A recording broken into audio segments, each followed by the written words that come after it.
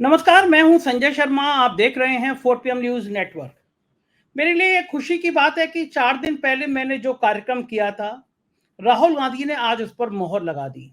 राहुल गांधी ने उन सभी आरोपों को दोहराया जो 4 दिन पहले हम जिन पर शंका व्यक्त कर रहे थे। 4 दिन पहले हमने शंका व्यक्त करी थी कि इस एग्जिट पोल और शेयर मार्केट के उठने और गिरने के पीछे बहुत बड़े लोग शामिल हैं।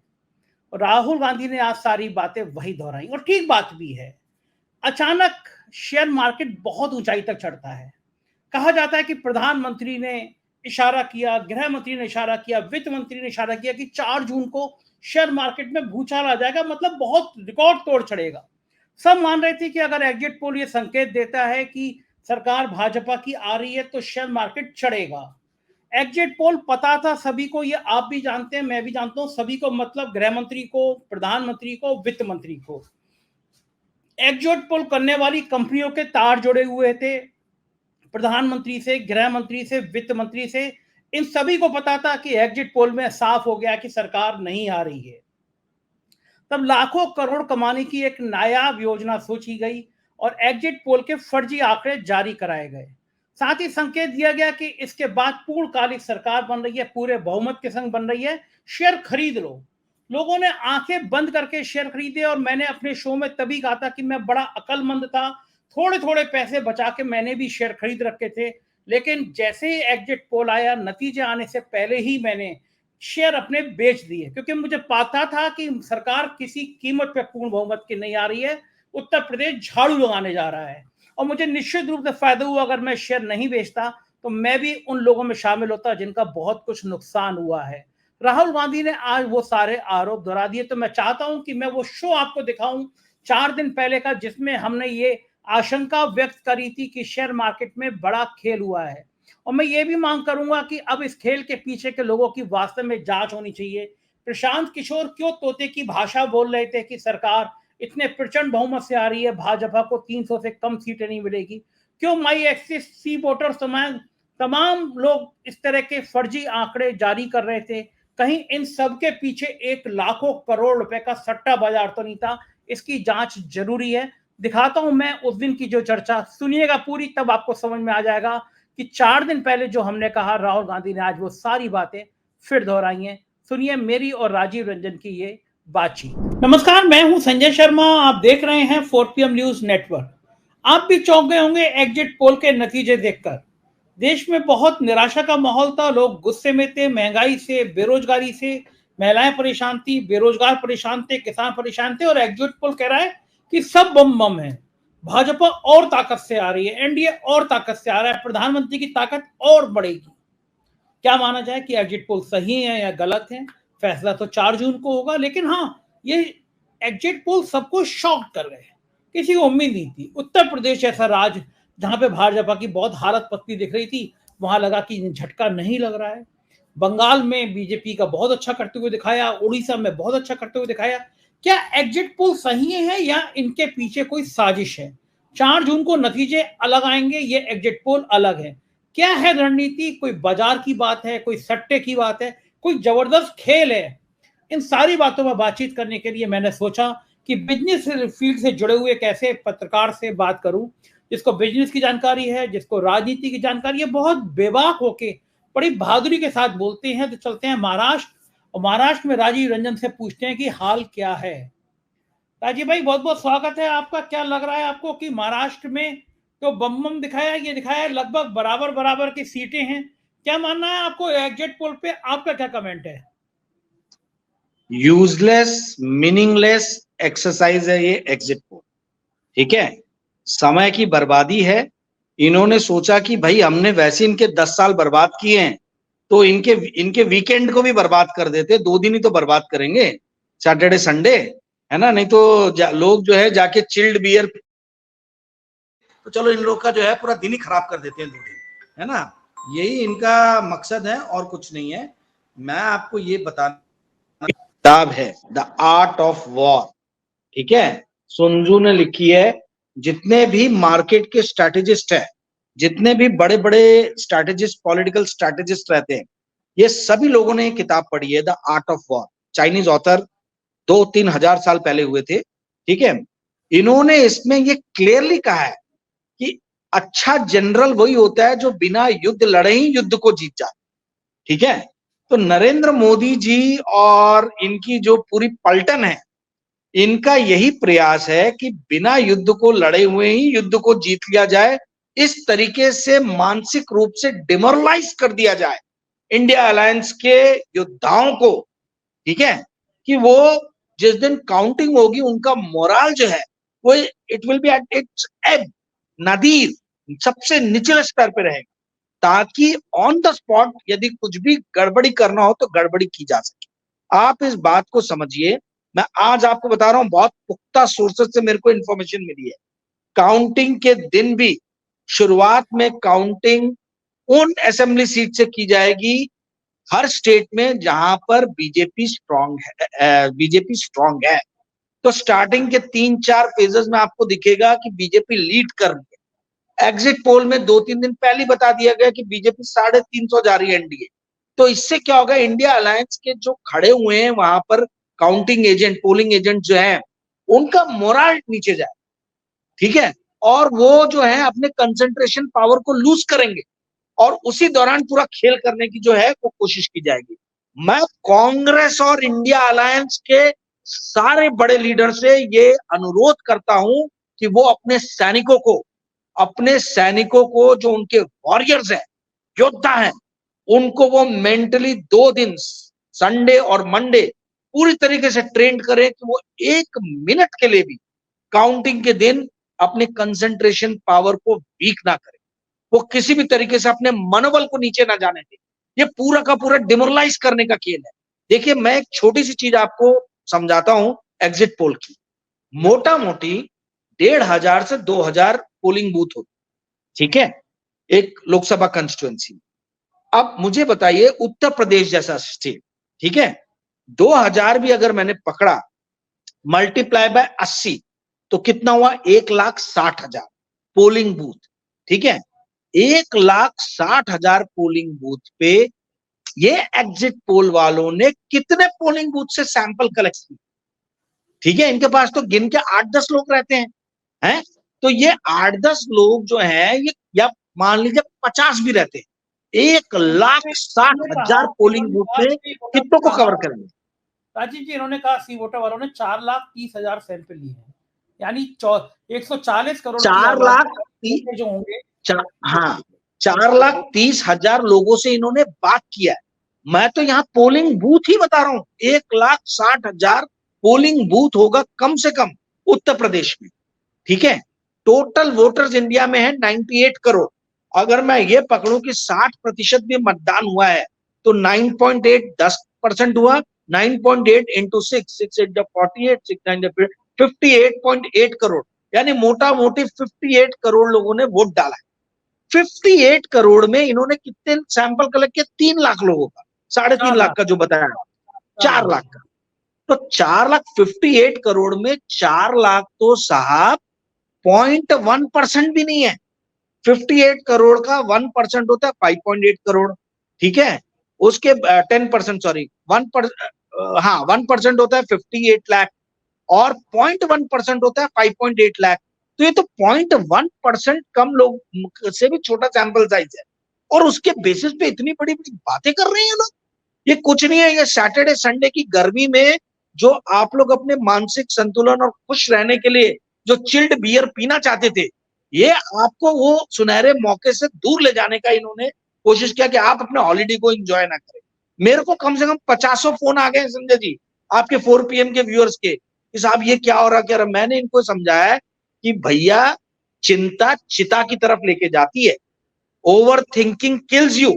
तो आप ज्यादा चिंता ना करें, चिंता आपको चिता की तरफ ले जाएगी। चुपचाप शांति से घर में खाए पिए मस्त रहिए, पहली चीज। दूसरी चीज, मैं जो ये समझा रहा था आपको टोटल पोलिंग बूथ का, तो 1,60,000 पोलिंग बूथ तो अकेले उत्तर प्रदेश में हुए। अब आप समझ लीजिए कि इंडिया के सारे पोलिंग बूथ आप काउंट कर लीजिए तो आपको ये फिगर 10-15 लाख से नीचे की नहीं मिलेगी। ये पोलिंग बूथ है, हर पोलिंग बूथ पे 10 लोगों से भी आपने बात किया तो 1.5 करोड़ का सैंपल साइज चाहिए आपको, थोड़ा बहुत मतलब एग्जैक्ट प्रिसीशन के साथ में कहने के लिए। 1.5 करोड़ का सैंपल साइज किसी का है क्या? मैं बोलता हूँ 50 लाख का भी सैंपल साइज है क्या किसी का? पहली चीज तो ये हुई। दूसरी चीज जो हर बार मैं कहता आया हूं, ये ओपिनियन पोल और एग्जिट पोल करवाता कौन है, पैसे कौन देता है, इसका कौन, ये जो है, ये जब तक इस चीज को नहीं बताएंगे तब तक हम इस चीज पे विश्वास नहीं कर सकते। अभी देखिए, जब से यूट्यूब पे मैंने बोलना चालू किया, दूसरे यूट्यूबर्स भी क्वेश्चन कर रहे हैं कि भाई ये पोलिंग, जो ये जो ओपिनियन पोल्स हो रहे हैं या एग्जिट पोल हो रहे हैं, 4 PM का उन्होंने इंटरव्यू सुना, इसको कौन फंडिंग कर रहा है? कुछ लोगों ने कहा मीडिया हाउसेस कर रहे हैं, पर भैया मीडिया हाउसेस तो गोदी मीडिया हो गए। पिछले 10 साल में 8,000 करोड़ का एडवर्टीजमेंट मिल गया भारत सरकार से अलग अलग मीडिया हाउसेस को, प्रिंट और इलेक्ट्रॉनिक के। मान लीजिए सरकार बोलती है कि मैं आपको 50 करोड़ रुपए देता हूं कोई टेलीविजन चैनल, आप इसमें से 20 करोड़ रुपए ओपिनियन पोल पे और एग्जिट पोल पे खर्चा कीजिए और हमको ये नंबर चाहिए। तो इनकी हिम्मत है, औकात है, हैसियत है किसी भी टेलीविजन चैनल के मालिक की कि वो मना कर दे? ये तो सबके सब पहले ही अपना जो मोराल, जो इनकी जो खुददारी है, उस खुददारी को पहले ही ये लोग जो है ये समर्पित कर चुके हैं। आज देखिए आप, मोदी भक्त जो है, अंध भक्त लोग कितने खुश है, व्हाट्सएप पे ऐसी होली और दिवाली मनने लगी है कि लग रहा है कि रिजल्ट आ गया है। भैया 4 जून तक वेट करो। मैं सिर्फ और सिर्फ जो है ये कहना चाहता हूं कांग्रेस और इंडिया अलायंस के नेताओं से, जो यदि 4 PM देख रहे होंगे या 4 PM के व्यूअर्स से, कि आप लोग मेंटली स्ट्रांग रहिए। ये आर्ट ऑफ वॉर में जो लिखा है कि बिना युद्ध किए ही युद्ध को जीतने की ये जो है ये साजिश की जा रही है। इन्होंने कहा कि गलवान में कोई घुसा नहीं, हमने वीडियोस देखे कि कैसे इंडिया और चाइना की झड़प हो रही है। इन्होंने लद्दाख को गारंटी दिया और उस गारंटी से पीछे हट गए। इन्होंने मंगलसूत्र के ऊपर में उल्टी सुल्टी बातें की, हमने देखा कि कई कांग्रेस के मैनिफेस्टो में ये सारी बातें नहीं लिखी गई हैं। तो ये तो बात बात पे झूठ बोल रहे हैं, बात बात पे झूठ बोल रहे हैं। आर्ट ऑफ वॉर ये बोलता है कि biggest all warfare is based on deception. सारे युद्ध जो हैं, चाहे वो इलेक्शन का युद्ध हो या सही युद्ध हो, ये सारे के सारे डिसेप्शन पे जो है ये बेस्ड रहते हैं। यानी ये आपको डिसेप्टिव टेक्निक्स द्वारा आपके जो है माइंड को बरगलाने की कोशिश की जा रही है। तो आप कृपया करके परेशान ना हो, चिंतित ना हो, दिमागी संतुलन अपना बनाए रखें और 4 जून का वेट करें। जी संजय जी। लेकिन एक बात और है, जीडीपी का चल रहा था कि जीडीपी का अनुमान बहुत बढ़िया, शेयर मार्केट बम बम आगे बढ़ रहा है, ये सब तो संकेत है कि दोबारा से सरकार आ रही है। देखिए अब लगता है इनका पर्दाफाश करना ही पड़ेगा। जीडीपी का फॉर्मूला क्या होता है आप ये बताइए। जीडीपी जो है, हम बार बार जीडीपी जीडीपी करते हैं कि भाई राष्ट्र का जो है विकास दर वो जीडीपी द्वारा पता चलता है। जीडीपी जो है, जीडीपी का फॉर्मूला है GDP is equal to GVA plus net indirect taxes. जो जीवीए है, जिसको ग्रॉस वैल्यू एडेड कहते हैं, यही मेन चीज होता है। ये प्रोडक्टिविटी नापता है, ठीक है, प्रोडक्टिविटी कितनी है। तो जीडीपी जो है वो GVA plus net indirect taxes होता है। अब आप आइए नेट इनडायरेक्ट टैक्सेस पे। नेट इनडायरेक्ट टैक्सेस जो रहता है वो इनडायरेक्ट टैक्सेस माइनस सब्सिडी रहता है, उसका फॉर्मूला, ठीक है। तो अभी जो मजे की बात यह है वो ये है कि जीडीपी तो ऊपर दिख रही है 8.2%, पर जीवीए जो है वो 7.1% है, वो नीचे है। तो भाई जो प्रोडक्टिविटी नापने वाली चीज है वो नीचे है। तो इसका मतलब है कि GDP is equal to GVA plus indirect taxes, यानी इनडायरेक्ट टैक्सेस में, नेट इनडायरेक्ट टैक्सेस में कहीं तो भी घपला है। वो घपला क्या है वो भी आपके दर्शकों को बता दूं। नेट इनडायरेक्ट टैक्सेस जो रहता है उसका फॉर्मूला मैंने आपको बताया कि इनडायरेक्ट टैक्सेस माइनस सब्सिडी। इस बार के बजट को आप देखिए, इन्होंने सब्सिडीज हर जगह कट की हैं। तो माइनस करने वाली चीज को यदि आपने कम कर दिया तो ऑटोमेटिकली जो है जो आंसर आएगा वो बड़ा आएगा, क्योंकि net indirect taxes is equal to indirect taxes minus subsidies. Subsidies कम कर दी है तो इनडायरेक्ट टैक्सेस जो है वो वही का वही है, तो नेट इनडायरेक्ट टैक्सेस बढ़ गया। और अगर इनडायरेक्ट टैक्सेस बढ़ा है तो नेट इनडायरेक्ट टैक्सेस और बढ़ गया। तो इस कारण से जीडीपी का नंबर ज्यादा आ रहा है। ऐसे फॉर्मूले में तोड़ तोड़ के आपको कोई गोदी मीडिया का चैनल नहीं समझाएगा। और यहां तक कि यूट्यूब पे भी जो बकरी गैंग है उनको तो पता ही नहीं है, मतलब उनकी हैसियत ही नहीं है चीज समझाने की। तो ये जीडीपी के झांसे में ना जाए, जीडीपी के आंकड़े जो है वो सही चीज प्रदर्शित नहीं कर रहे। अब आपने दूसरी बात बोली स्टॉक मार्केट की। कि भाई जीडीपी का नंबर ज्यादा है, स्टॉक मार्केट भी ऊपर है। संजय जी, आप इस बात को समझिए, स्टॉक मार्केट अभी ऊपर है। आपको मैं एक छोटा सा बयान करके समझाता हूं कि क्या हो रहा है। भारत की म्यूचुअल फंड इंडस्ट्री में जो पहला 10 लाख करोड़ का एयूएम बना था, एसेट अंडर मैनेजमेंट, उसको 50 साल लगे। क्या आपको मालूम है कि अभी इंडिया का म्यूचुअल फंड इंडस्ट्री का जो एसेट अंडर मैनेजमेंट है वो दिसंबर 2023 में 50 लाख करोड़ क्रॉस कर गया, और ये 2022 में ये 40 लाख करोड़ था। यानी 1 साल 1.5 साल के अंदर में एसेट अंडर मैनेजमेंट जो म्यूचुअल फंड इंडस्ट्री का है वो 10 लाख करोड़ से बढ़ा है, यानी 40 लाख करोड़ से 50 लाख करोड़ पहुंचा है। और यही पहले 10 लाख करोड़ के लिए 50 साल लगे, और ये लास्ट के 10 लाख करोड़ सिर्फ 1.5 साल में हुए। तो इसका मतलब क्या हुआ? इसका मतलब ये हुआ कि प्रोडक्टिव इकोनॉमी में पैसे नहीं लग रहे, सारे पैसे ट्रेडिंग में और स्टॉक मार्केट के द्वारा जो है रिटर्न पाने में लोग पैसा लगा। ठीक है, पहले जो पैसा रियल स्टेट में जाता था वो रियल स्टेट में भी पैसा कम जा रहा है, वो स्टॉक मार्केट की तरफ जा रहा है। तो जो जो इंडस्ट्री 50 लाख करोड़ से ज्यादा की हो गई है, आप इस बात को समझिए कि अगर वो उसका प्रॉफिट 1% भी है तो कितना हुआ?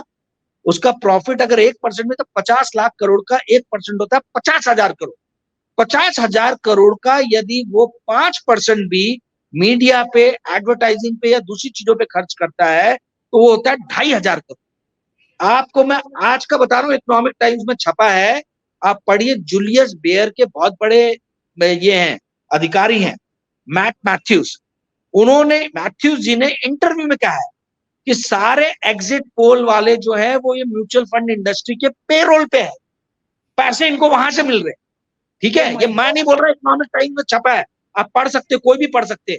जूलियस बेयर के जो अधिकारी हैं, मैथ्यू जी, उन्होंने कहा ये चीज अपने इंटरव्यू में, और उन्होंने उनसे पूछा गया था कि सरल शब्दों में कहा जाए तो ये जो हैं, जो करा रहे हैं एग्जिट पोल, इनको पैसे शेयर मार्केट से मिले हैं। ये म्यूचुअल फंड इंडस्ट्री ने दिया, ये 100% दिया होगा। भैया आप देखो, 50 लाख करोड़ का एयूएम है, तो अगर इनको अंदेशा लेना है कि भाई हम माल बना के रखे कि बेचे, तो ये इनके लिए किसी को 10-15 करोड़ की फंडिंग करना कोई बड़ी बात नहीं है। इतने में तो एग्जिट पोल वाले नाचने लग जाएंगे। ठीक है, तो आप एक चीज, वो चीज देखिए।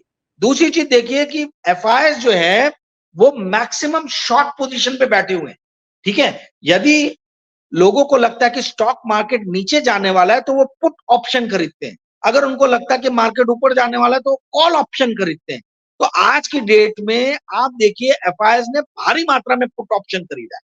ठीक है, तो वो पुट ऑप्शन, कुछ लोग बोलेंगे अपने एसेट को हेज करने के लिए खरीदा है, बट भैया इतने पुट ऑप्शन खरीदे इसलिए गए कि इनको लग रहा कि अगर मार्केट नीचे गया, इनको अंदर खाने से कुछ तो भी एग्जिट पोल वालों ने बताया है, जिसके कारण से इन्होंने जो है इतने ज्यादा शॉर्ट पोजीशन स्टॉक मार्केट के ऊपर में बिल्ड करके रखी हुई। तो ये दूसरी बात हुई। तीसरी बात मैं आपको बताना चाहता हूं कि आप चाइना को देख लीजिए। चाइना का स्टॉक मार्केट 2007 में जिस लेवल पे था, उसी लेवल पे थोड़े दिन पहले तक वो था। यानी 17 साल तक स्टॉक मार्केट जहां गया वहीं से पलट के वापस आ। जो आपका IBX 35 जो स्पेन का है, वो जो 1998 में था उसी पोजीशन पे आज है। जर्मनी के डैक्स जो स्टॉक इंडाइसेस है, उसने सिर्फ 7% का रिटर्न दिया है। क्या पिछले 24 साल में, यानी 2000 में जहां था और 2024 में, यानी 24 साल में सिर्फ 7% का रिटर्न। ऐसी फ्रांस का जो स्टॉक मार्केट है, क्या 30 CAC 30, उसने सिर्फ 9% का रिटर्न दिया। यहां तक कि जो इंग्लैंड का स्टॉक मार्केट है, FTSE 100, उसने पिछले 24 साल में सिर्फ 11% का रिटर्न दिया। कनाडा के स्टॉक मार्केट ने पिछले 24 साल में सिर्फ 31% का रिटर्न दिया। तो मैं क्या बताना चाह रहा हूं, हांगकांग का स्टॉक मार्केट जहां 2000 में था, आज 2024 में भी वहीं पे उससे थोड़ा सा ही ऊपर है, ज्यादा ऊपर नहीं गया। तो मैं आप लोग को यह बताना चाह रहा हूं कि जब स्टॉक मार्केट का बबल फूटता है तो फिर उसको वापस से उस लेवल को अचीव करने के लिए दशकों लग जाते, कई दशक लग जाते हैं, 10 साल, 20 साल, 25 साल लग जाते हैं। आप सोचिए, जापान का जो स्टॉक मार्केट है, जो स्टॉक इंडाइसेस है, स्टॉक इंडेक्स है, निकाई 225, निकाई 225 जो 1990 में जिस लेवल पे था 41,000 के, उसी के आसपास में अभी जो है वो ट्रेड हो रहा है। 1991 कहा और 2024 का, तो आप ये समझिए 33 साल लग गए। तो स्टॉक मार्केट का हवा बनाना बहुत आसान है, और चूंकि इंडिया एक ग्रोइंग इकोनॉमी है और यहाँ युवा बहुत ज्यादा है, इसलिए मार्केट बढ़ रहा है। पर यदि युवाओं के पास नौकरी नहीं रहेगी संजय जी, तो स्टॉक मार्केट कितने दिन तक आप बढ़ा पाओगे, कब तक बढ़ा पाओगे? ये बबल तो फूटेगा ही फूटेगा, आज फूटेगा नहीं तो कल फूटेगा। तो आप देखिए इस देश में प्रधानमंत्री से लेके गृह मंत्री से लेके आपके फाइनेंस मिनिस्टर तक सबके सब इलेक्शन के दौरान जो है स्टॉक मार्केट को ऊपर भगाने की बातें कर रहे हैं। तो ये देश की राजनीति से लेके सारी चीजें तो स्टॉक मार्केट केंद्रित हो गई हैं, एग्जिट पोल से लेके सारी चीजें। तो इन सब चीजों पे, एग्जिट पोल पे या इन सब बातों पे ज्यादा ध्यान देने की जरूरत नहीं है, क्योंकि इनके पीछे कोई साइंटिफिक कैलकुलेशन नहीं है। मैंने जैसा आप लोग को बताया कि अकेले उत्तर प्रदेश में ही 1-1.5 लाख के आसपास में पोलिंग बूथ होंगी, पूरे देश में 10 लाख के आसपास में पोलिंग बूथ होगी। 10 लाख में अगर हर पोलिंग बूथ में 10 लोग से भी बात करते तो 1 करोड़ का सैंपल साइज चाहिए। यहाँ किसी का भी सैंपल साइज 5 लाख से बड़ा नहीं है। तो 5 लाख के बेसिस पे क्या आप 98 करोड़ वोटर्स, जिसमें यदि 60% वोट लोग देते हैं तो 58 करोड़ के आसपास होता है, या 58 करोड़ वोटर्स को क्या 5 लाख के आप सैंपल साइज से प्रिडिक्ट कर सकते हैं कि वो कहाँ जाएगा? इसलिए सब फालतू चीजें, मीनिंगलेस एक्सरसाइज है, एकदम ध्यान देने की जरूरत नहीं है। टेलीविजन चैनल इसको 3 दिन तक चलाएंगे क्योंकि उनको एडवर्टाइजिंग रेवेन्यू मिलेगा। ओपिनियन पोल वाली एजेंसी के लिए ये 5 साल में एक बार माल कमाने का तरीका रहता है।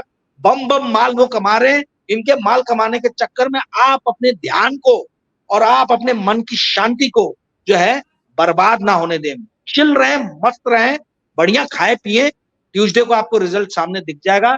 इस बार जनता ने चुनाव लड़ा है, जनता ने चुनाव लड़ा है, और चुनाव हुआ है। इस देश को क्या मोदी चाहिए या मोदी नहीं चाहिए? टीवी में हम जो भारत देखते हैं, वो सड़क पे उतर के जब हम देखते हैं तो वो भारत हमें नजर नहीं आता है। तो इसका अर्थ ये है कि जो सड़क पे उतरा भारत है, उसने जो मत दिया है वो तो 4 जून को ही आपको दिखेगा। टीवी पे जो चलने वाली जो चीज है उसको कृपया करके 4 जून तक ना देखें। जी संजय जी, बिल्कुल ठीक कह रहे हैं आप। आपने बिल्कुल बहुत जबरदस्त तरीके से व्याख्या कर दी, और आपने बता दिया कि शेयर मार्केट और म्यूचुअल फंड जो है वो पीछे हैं इसके। हो भी सकता है, नहीं भी हो सकता है।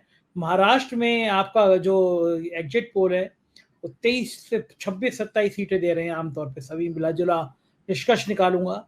क्या एनडीए को 23-26 सीटें आ रही हैं, वहाँ कम आ रही हैं, ज्यादा आ रही हैं? देखिए मैंने आपके पुराने, आप देख लीजिए वीडियोस, उसमें देख के मैंने 4-5 चीजें कही और मैं कंसिस्टेंट हूं वही बातों। मैंने कहा था कि भाई इंटेलिजेंस की रिपोर्ट है कि 22 सीट एनडीए को मिलेगी महाराष्ट्र में। मैं अभी भी वही 22 के फिगर पे जो है स्टिक कर रहा हूं।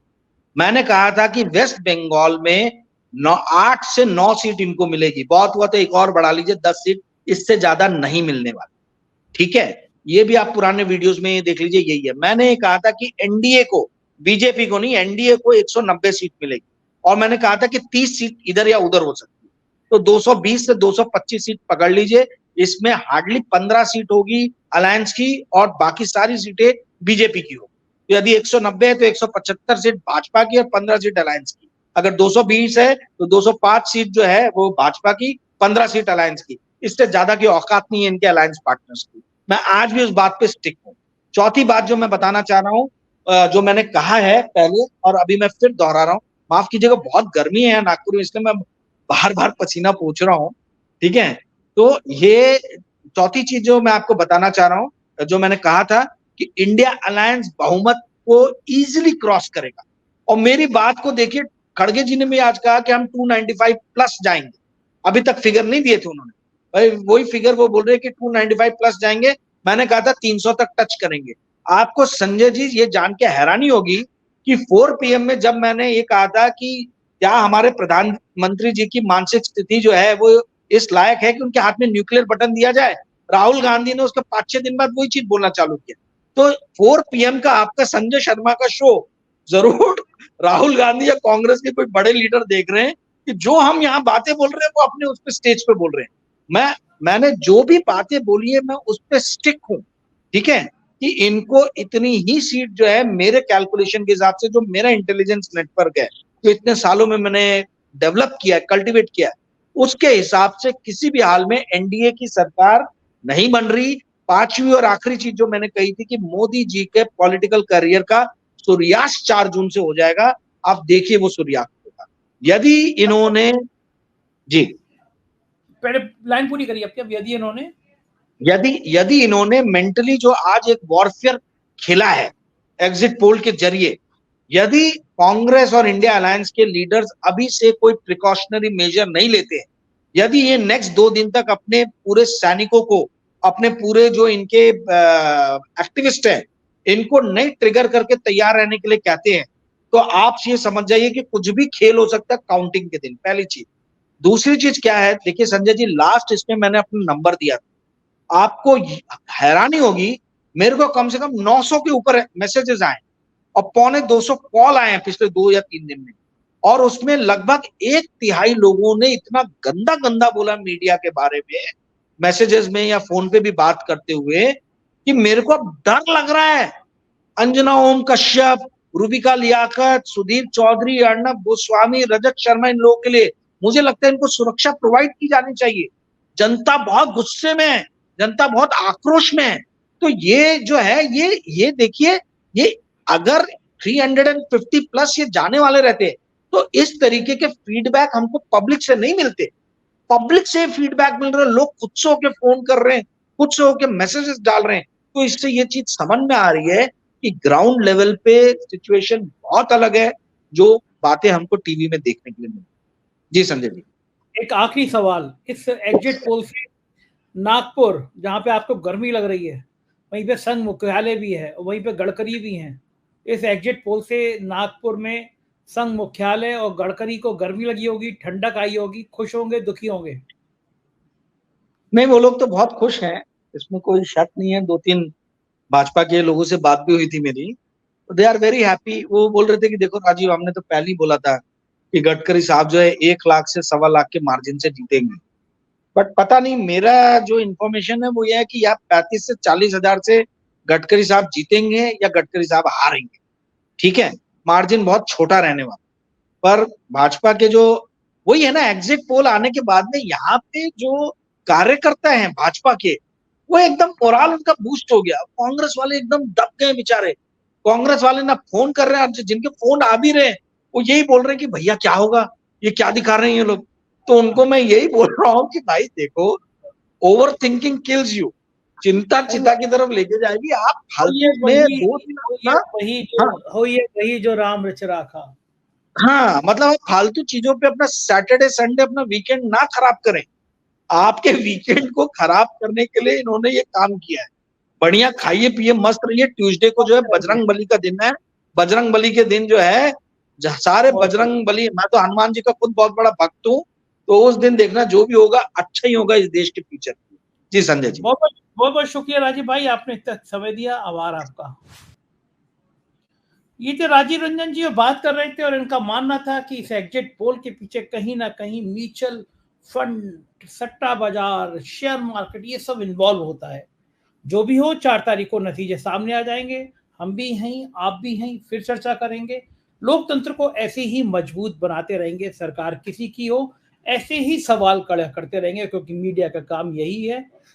कैसी लगी बातचीत जरूर बताइएगा, चैनल को ज्वाइन कीजिएगा, सब्सक्राइब करिएगा। शुक्रिया, थैंक यू। सुना आपने, हमने 4 दिन पहले ही ये आशंका जताई थी, राहुल गांधी ने आज वो सारी बातें कही हैं। यह आपके प्यार का नतीजा है कि 4 PM सबसे पहले देश में सच आपके सामने ले आता है। इस प्यार को बनाए रखिएगा, चैनल को ज्वाइन कीजिएगा, सब्सक्राइब करिएगा। शुक्रिया, थैंक यू।